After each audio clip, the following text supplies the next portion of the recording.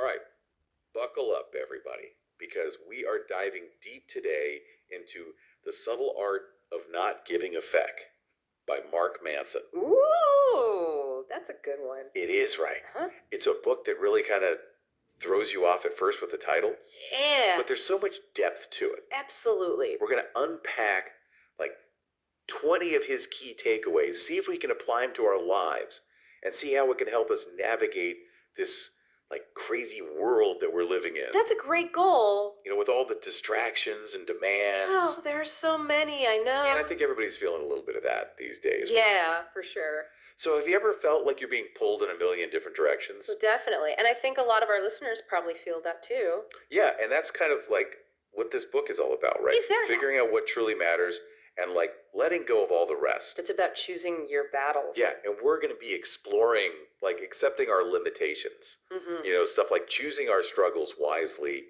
and even like the power of saying no. That can be so hard. I know, right? Yeah. But so important. It is, and it's something that Manson really emphasizes in the book. So it's not about like, you know, being completely indifferent or turning into some kind of like unfeeling robot. No, not at all. Right. It's not about being apathetic. It's just being strategic about where we direct our energy. Exactly, and our attention. Yeah. Which is a finite resource, by the way. Oh, absolutely. Have you ever heard of decision fatigue? Oh, yeah. So the more choices we're bombarded with, the more mentally drained we become. Well, tell me about it.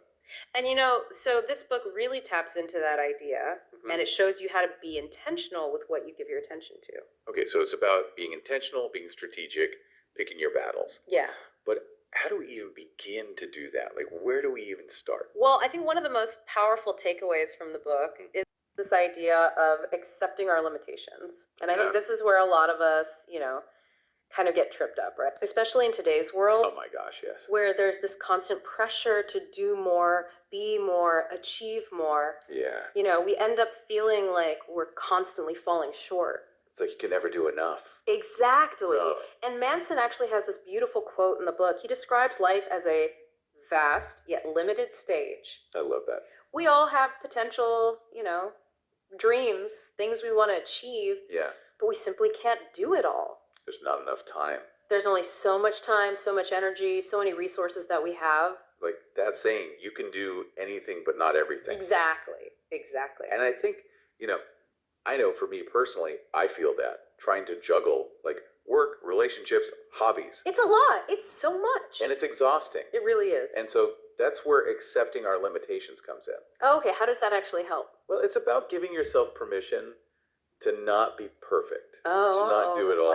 Yeah, once you kind of acknowledge that you have limitations, you can start focusing on what truly matters to you. Okay, so it's about, instead of spreading yourself thin trying to do everything, you focus on like a few key things that are really important to you.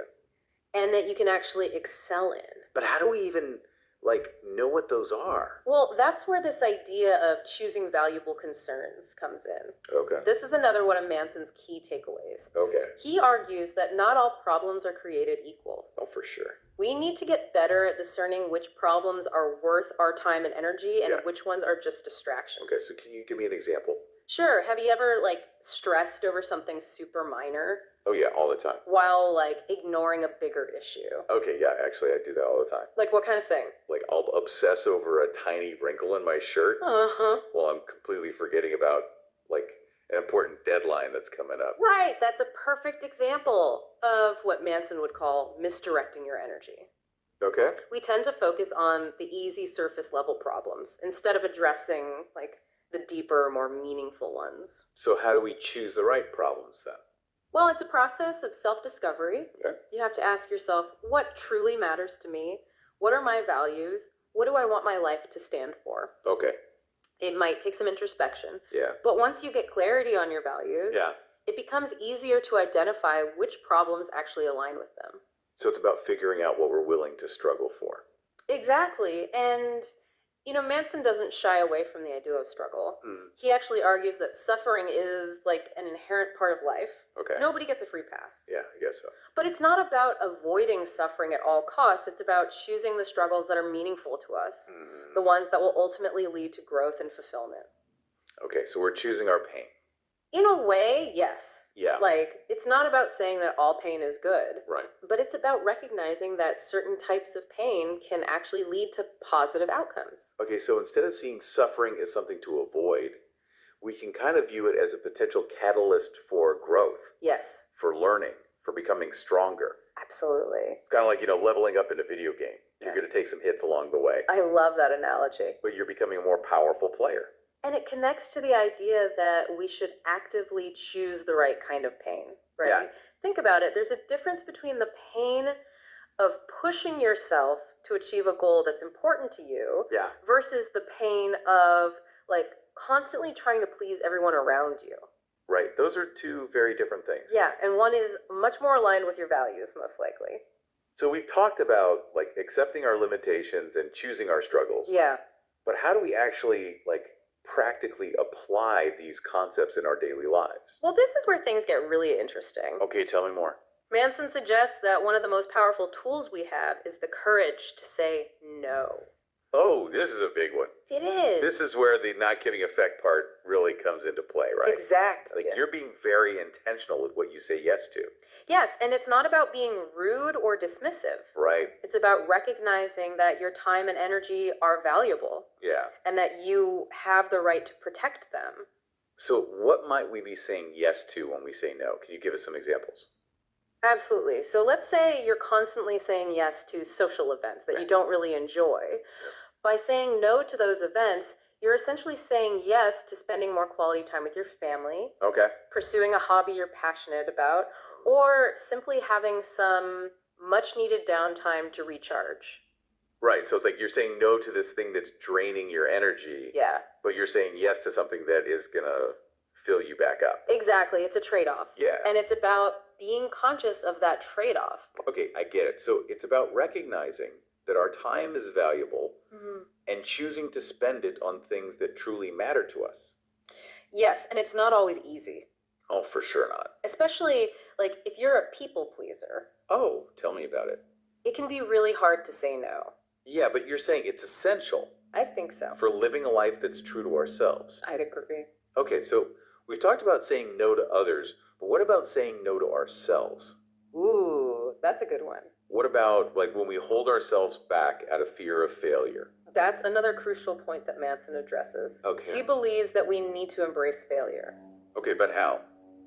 Well, it's about reframing our perspective on failure. Okay. Instead of viewing it as like a setback or a sign of weakness, Mm. we can choose to see it as feedback, as an opportunity to learn and improve. Oh, okay, so it's not about avoiding failure altogether. Yeah. It's about learning from our mistakes. And using them to get better. Yeah. In fact, Manson even goes so far as to say that if we're not failing, we're probably not pushing ourselves hard enough. Oh, wow. We're not stepping outside of our comfort zone and reaching for our full potential. So we need to be failing. Not necessarily failing all the time, Okay. but being willing to take risks, Mhm. knowing that failure is a possibility. So it's not the opposite of success, it's a part of it. Exactly, it's part of the journey. It's like all those like inspirational posters you see. Oh yeah, the ones with the kittens hanging on. Yeah, exactly. Well, Like yeah. 7 times. Stand up 8. Yeah, exactly. Okay, well this has been like so insightful already. Yeah, we've covered a lot. And I feel like these takeaways are all so interconnected, They are. accepting our limitations, choosing our struggles, saying no, embracing failure. It's like Mhm.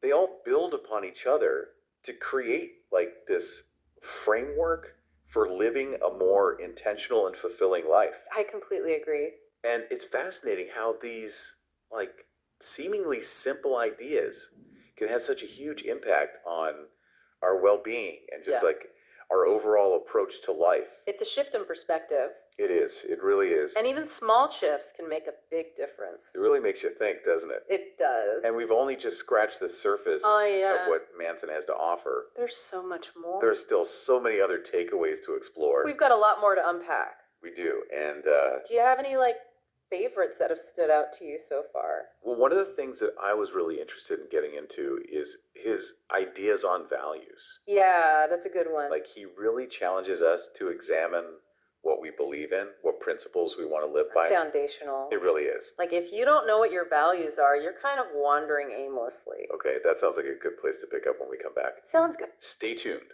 We'll be diving deeper into the subtle art of not giving a feck in just a moment.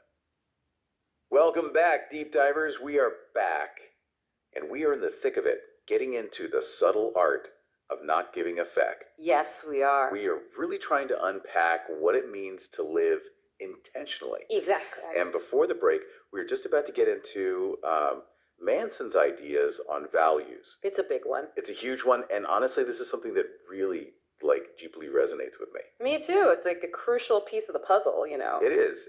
Manson argues that a lot of us, we kind of go through life with this vague sense of what we value, but we haven't really taken the time to define them clearly. It's like, what do I actually stand for? Yeah, and it's like having a blurry compass. Oh. You might have a general direction, Yeah. but you're likely to get lost along the way. Oh, that's such a good analogy. How do we sharpen that compass? That's the question. How do we get that clarity? It takes some introspection. Okay. You have to ask yourself some tough questions. What principles are non-negotiable for you? Okay. What kind of person do you want to be? Mm-hmm. What impact do you want to make on the world? Okay. It's about digging deep and getting to the core of what truly matters to you. It sounds like a journey of self-discovery. It is. It is a journey. And I can imagine it's not always easy, right? Right. We might uncover some uncomfortable truths about ourselves along the way. Oh, for sure. Yeah. But that's part of the process, Yeah. Facing those uncomfortable truths, that's what allows us to grow and evolve. Oh, I like that. It's like peeling back the layers of an onion to get to the heart of who you are. Okay, so once we have that clarity, what then? Then the fun begins. Okay. How do our values actually guide our actions? Yeah. Well, think of your values as a filter Okay. through which you make decisions. Mm-hmm. So when you're faced with a choice, ask yourself, does this align with my values? Mm-hmm. Does this move me closer to the person I want to be? Okay. And if the answer is no, Then what? well, then you have a pretty clear indication that it's not the right path for you. So it's about saying yes to the things that resonate with our values, Yes. and then saying no to the things that don't. Exactly. Okay, so it's like having this built-in guidance system that helps us navigate all the complexities of life. I love that. That's a great way to put it. Yeah, and I can already see how this ties back to the ideas that we talked about earlier, choosing our struggles, saying no, all of that. It all comes together, right? Yeah. To create this framework for intentional living. Okay, I love it. And this kind of leads us to another fascinating takeaway that I think we should touch on, Okay. which is recognizing our true identity. Ooh, that sounds deep. It is a bit deep, but so important Okay. because Manson argues that a lot of us, we get caught up in these external definitions of success, right? Mm-hmm. Our job titles, Yeah. our social status, the things we own. Yeah, all that superficial stuff. Yeah, exactly. But true identity goes much deeper than that. Okay. It's about recognizing who you are at your core Mm-hmm. beyond the labels, beyond the roles that you play in society. Yeah, it's like we're all wearing these masks, right? That's a good way to put it, yeah. Presenting this certain version of ourselves to the world. Yeah, But underneath it all, there's this deeper, more authentic self that's waiting to be discovered. exactly. And Manson encourages us to shed those masks Okay. and embrace our true selves Okay. with all our quirks, all our imperfections, all our unique qualities. That's a good one. It's about recognizing that your worth doesn't come from external validation. It comes from within. It's like that quote, be yourself, everyone else has already taken. Exactly. But it's so much easier said than done, Oh, right? it is. Because we live in a world where we're constantly bombarded with messages about who we should be, how we should live. It's true, and that's where the comparison trap comes in. Oh, the comparison trap. Ugh, I hate that. It's a real trap. Yeah. Manson highlights how comparing ourselves to others is a recipe for unhappiness. Oh, 100%. We all have different starting points, different strengths and weaknesses, different journeys to travel. Yeah, it's like we're all running different races. Yeah. Right. And focusing on what other people are doing only distracts us from our own path. It's like trying to run someone else's race. Yeah. You'll never win. You'll never win because you're not even on the same track. Exactly. So how do we break free from that trap? Yeah, how do we get out of that? Well, Manson suggests focusing on our own progress, Okay. celebrating our own wins, no matter how small they may seem. Okay. It's about recognizing that your journey is unique Mhm. and valuable, regardless of how it compares to others. Okay, so I can see how this is really liberating. It is.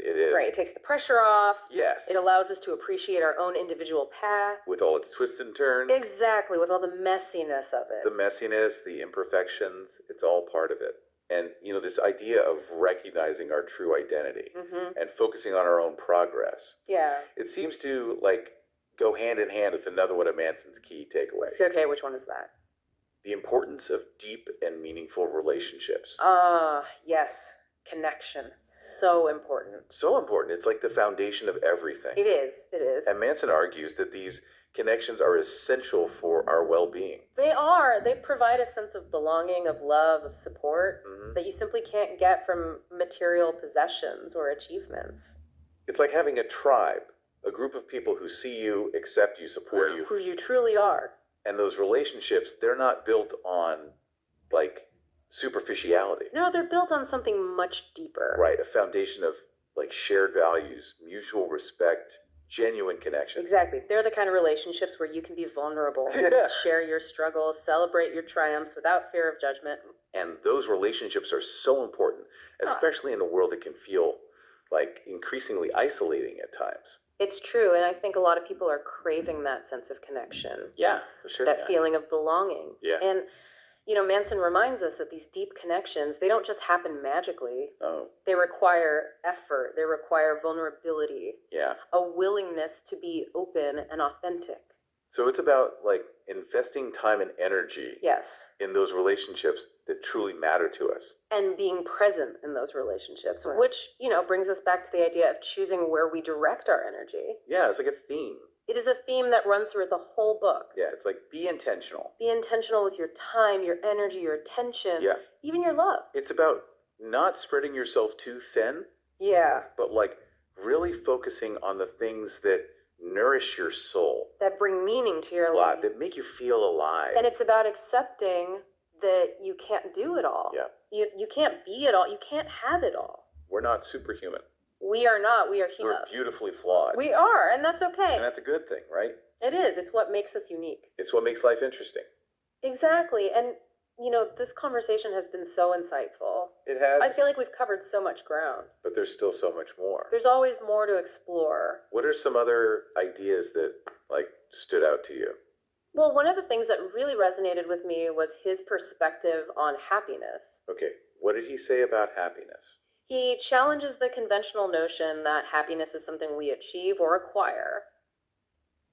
That's interesting. It's a different way of looking at it, isn't it? It is. So, if happiness isn't something we get, then what is it? I'm curious. Tell me more.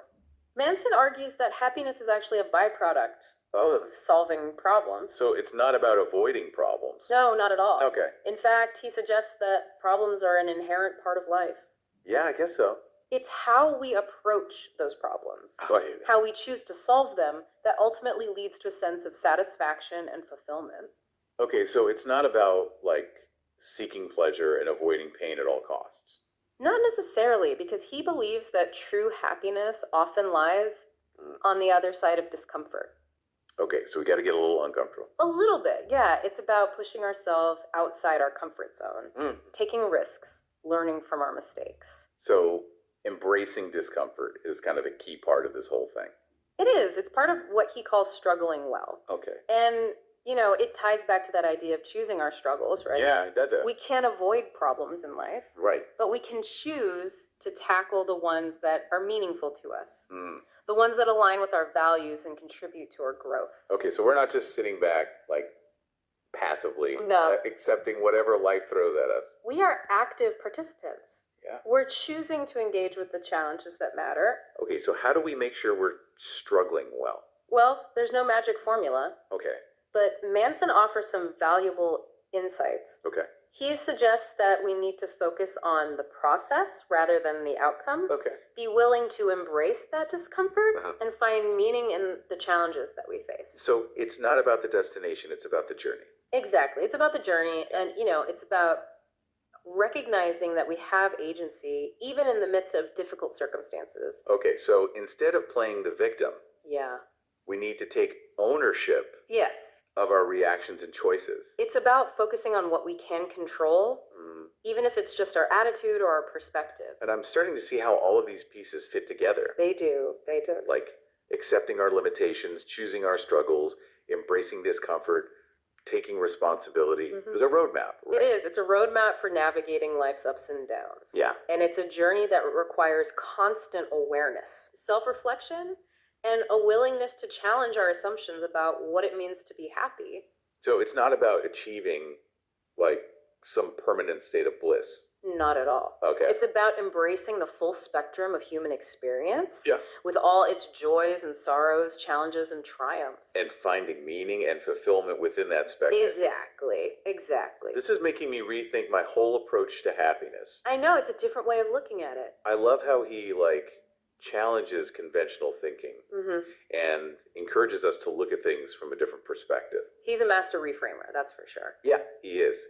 And this conversation is making me think about another one of his key takeaways. Okay, what's that? The idea of being present in the moment. Oh, mindfulness. Yes, mindfulness. That's something we hear a lot about these days. It is, but it's so important. It is. And Manson really emphasizes the importance of focusing on what's happening right now, rather than dwelling on the past or worrying about the future. Because the present moment is all we really have, That's right, the past is gone. and the future is uncertain. So the only thing we can control is how we choose to experience this very moment. It's so easy to get caught up in our thoughts, though. It is. Either replaying past events Mhm. or worrying about what might happen. And we miss out on so much when we're not fully present in the here and now. Okay, so how do we actually cultivate that present moment awareness? Well, it takes practice, Okay. but Manson suggests incorporating mindfulness practices into our daily routines, Like what? like meditation, journaling, spending time in nature, or even just paying attention to your breath. Okay, yeah, so we can find little pockets of mindfulness. Exactly. It doesn't have to be this big, elaborate thing. Yeah, Even a few minutes of intentional focus on the present moment can make a huge difference. and those are all things that are very accessible. They are. You don't need fancy equipment or anything. Nope, you just need yourself and your willingness to be present. Okay, I love it. And, all of this talk about mindfulness and present moment awareness, it connects beautifully to the idea of self-awareness. Ah, yes, knowing thyself. Exactly, that ancient wisdom. And Manson emphasizes the importance of understanding our own thoughts, Yes, our feelings, our behaviors. because if you don't understand yourself, Yeah. how can you expect others to understand you? That's so true. And how can you make positive changes in your life if you're not even aware of the patterns and behaviors that are holding you back? So how do we cultivate this self-awareness? Well, Manson suggests a variety of approaches, including journaling, therapy, feedback from trusted friends and family, and even paying attention to our dreams. Ooh, that's interesting. Yeah, dreams can be very revealing. Yeah, But, self-awareness can be a bit daunting for some people. it can. What if we uncover things that we don't like?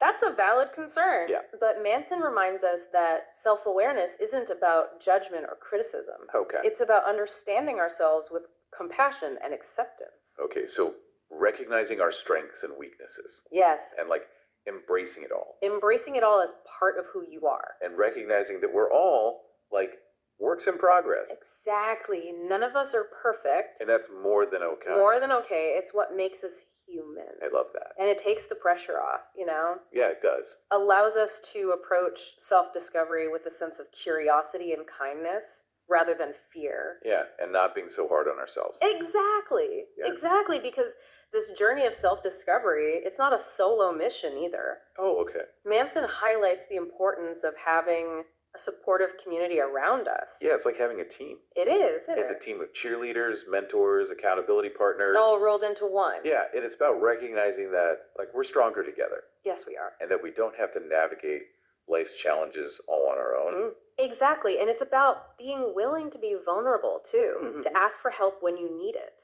And to offer support to others when they're struggling. It's a two-way street. Yeah. And it's about recognizing that we're all interconnected, right? Yeah, we are. That our individual journeys are part of a larger tapestry of human experience. And that brings us to, I think, one of the most powerful takeaways in the book. Okay.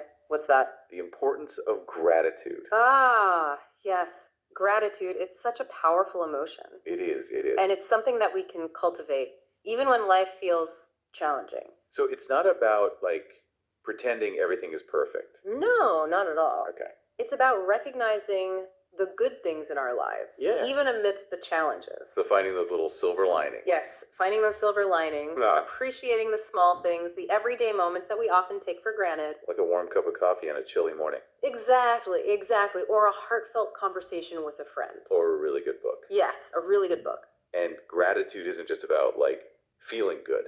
No, it's much more than that. Right. It's actually linked to a whole host of benefits Oh, wow. for our mental and physical health. So what are some of those benefits? Well, studies have shown that practicing gratitude can reduce stress, improve sleep, boost our immune systems, Good. and even strengthen our relationships. Like a superpower. It is! It's a superpower that's available to all of us. We just have to remember to tap into it. Exactly. We can choose to focus on what we're grateful for, no matter what's going on in our lives. It's like a shift in perspective that can transform our entire experience. It is. It is. Okay, so we've covered a lot of ground today. We have. We've talked about accepting our limitations, choosing our struggles, embracing discomfort, taking responsibility, finding happiness in the process of solving problems, being present in the moment, cultivating self-awareness, building supportive relationships. And practicing gratitude. Wow, that's quite a list. It is. It's a testament to the richness and depth of Manson's book. And I feel like we've only just scratched the surface. There's always more to unpack. Always more. But I feel like I'm starting to see the world through a new lens. Me too. It's amazing how a few key ideas can shift our perspective. And empower us to live more intentional and fulfilling lives. Exactly. That's what it's all about. And, you know, as we're wrapping up this part of our deep dive, there's one final takeaway that I think is worth highlighting. Okay, which one's that? Manson encourages us to embrace uncertainty. Ah, yes, uncertainty. That's a big one. It is a big one. Especially in today's world, Right. where everything feels so uncertain. But he reminds us that uncertainty is like an inherent part of life. It is. It's always been there. Yeah. And in fact, he argues that it's actually the source of all possibility. Oh, wow. So instead of viewing uncertainty as something to fear, we can choose to see it as an opportunity for Right. growth, for adventure, and even for joy. So it's about embracing the unknown. Yeah. Stepping outside of our comfort zones. And trusting that we have the resilience to navigate whatever challenges come our way.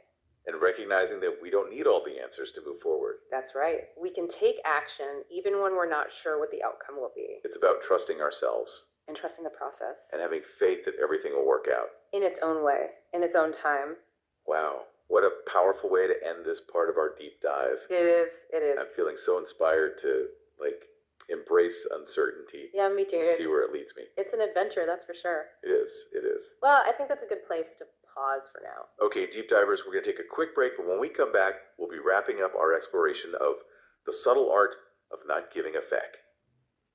All right, welcome back to the deep dive, everybody, where we are really getting into the subtle art of not giving a feck. Yeah, we're getting subtle up in here. Subtle, but powerful, right? Absolutely. It's amazing how much we've uncovered already. I know, it's a lot to process. It is, and we've, like, explored some heavy stuff. Yeah. Accepting our limitations, choosing our struggles. Even embracing discomfort. Oh yeah, that one was big. That's a tough one. But I'm actually, like, feeling energized, not overwhelmed. I think that's the point, right? Yeah, I think so too. It's not about becoming apathetic Right. or indifferent. It's about getting clear Exactly. on what matters. It's about recognizing that we only have so much energy to give. Yeah, we only have 24 hours in a day. Exactly. And we have to be selective about where we direct it. It's like decluttering your mental space, Ooh, I like that. right? Like, get rid of all that stuff, all those anxieties and shoulds that are weighing us down, All the shoulds. Ugh. so we can focus on what truly matters. And when we do that, we create space for more joy, more peace, more excitement even. Yeah, more possibility. Absolutely. You know, I've been thinking, as we've been talking, Yeah. about all the times I said yes to things I didn't really care about. Oh, I've been there. Out of, like, obligation or fear of missing out. The FOMO is real. It is so real. What if I had just said no? What could you have done with that time and energy instead? Exactly. What if I had pursued something that truly resonated with me? That's the power of this message, right? It is. It's about taking ownership of your life Yeah. and making choices that align with your values, not someone else's expectations. And accepting that we're going to mess up along the way. Oh, yeah, we're going to make mistakes. We're human. Who are human, and those mistakes can be our greatest teachers. Oh, yeah, absolutely. Manson has this great way of reframing failure. Yeah. He calls it feedback. Oh, I like that. Instead of seeing it as a setback, Yeah. we can view it as an opportunity to learn, to adjust our course, to get better.